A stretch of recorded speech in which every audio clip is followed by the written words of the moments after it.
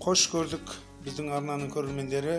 Біз бүгін міне Абзал анамыз демалыс күнге келіп, бізге кереметтей салманан деген нан салма деп айтып жатады кейбір жерлерде күлчатай дейді.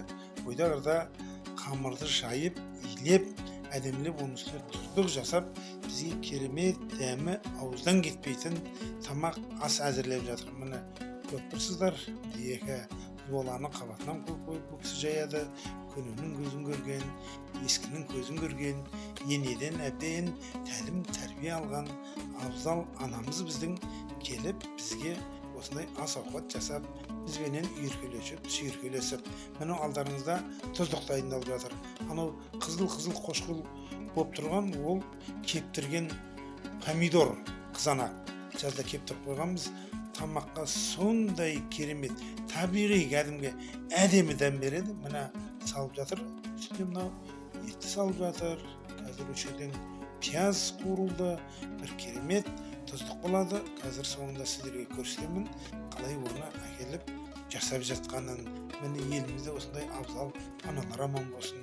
Әр қазақтың үйіне береке, шаттық, думан әкелетін, қуаныш әкелетін аналарымыз жүз жасап, еш уақытта шаршамай, шалдықпай жүрсін. Міне алдарыңызда жайған қамырды міне сүзіп алып жатыр.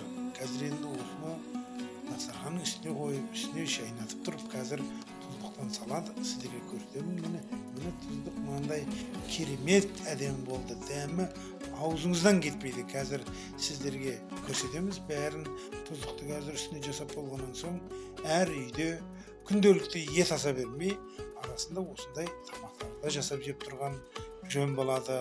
Бұл өте жеңіл, асқазанды қыжылдатып ауыртпайтын, мынау гастриті бар, тағы да түрлі ауруы бар адамдарға асқазанға салмақ түсірмейді. Міне кішкене ғана ет саласыздар, картоп, көкөріштен көк пияз, міне қандай әдемі, тамаша, керемет дәмі ауыздан кетпейді.